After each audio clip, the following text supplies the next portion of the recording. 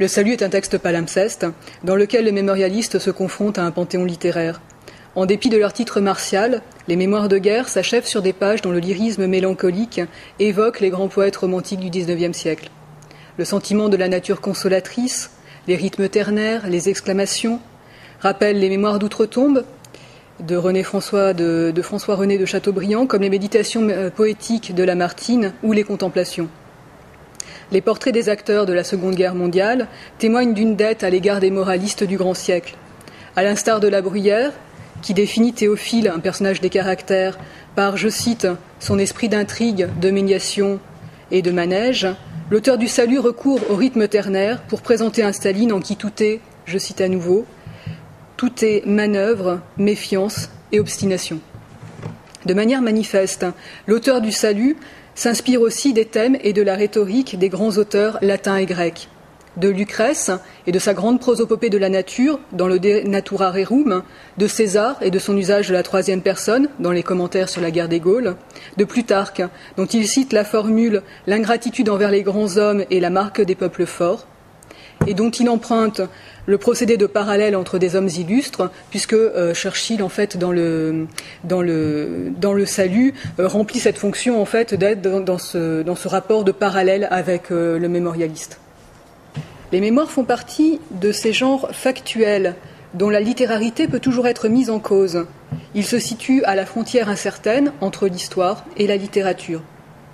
L'intertextualité constitue un biais pour faire entrer le fait historique dans le champ littéraire. À côté du pastiche romantique, de l'emprunt aux moralistes du XVIIe siècle, de la citation de Plutarque, de l'imitation de Lucrèce, de César, de la rhétorique latine, une intertextualité plus diffuse métamorphose et sublime l'histoire et les acteurs de la Seconde Guerre mondiale. Sous la plume de l'auteur du Salut, par exemple, Joseph Staline se transforme en une figure saisissante, mi-héros shakespearien, mi-ogre des légendes et des contes de fées. Adolf Hitler prend les traits, et là je cite le texte, d'un nouveau Moloch, d'un autre Titan, d'un Prométhée.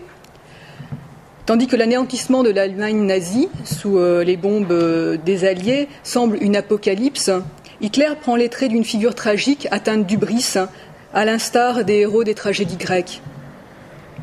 L'intertextualité à l'œuvre dans Le Salut montre que la question de la littérature est bien au cœur des mémoires de guerre.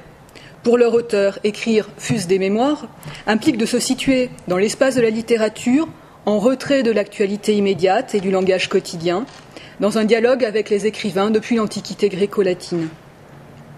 L'historien Pierre Nora considère la trilogie de Gaulle comme un double lieu de mémoire. Le Salut et les 2 tomes qui le précèdent sont un lieu de mémoire parce qu'ils ont durablement structuré la mémoire collective française et sa représentation du destin de la nation.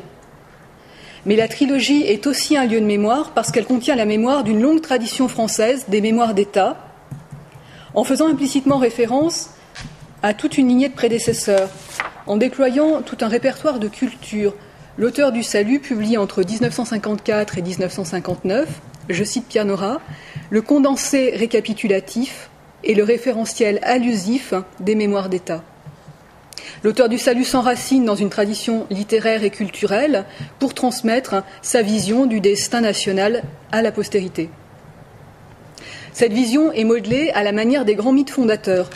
Le dernier tome des Mémoires de guerre, comme ceux qui le précèdent, raconte un drame de la chute et de la résurrection. L'homme du 18 juin surgit à la pire extrémité lorsque la France s'effondre face au Troisième Reich. Il devient le sauveur du pays qu'il guide sur la voie du combat et de la libération. Ce drame est régi par un mouvement dialectique ou christique. Chute, renaissance et apothéose se succèdent dans le Salut.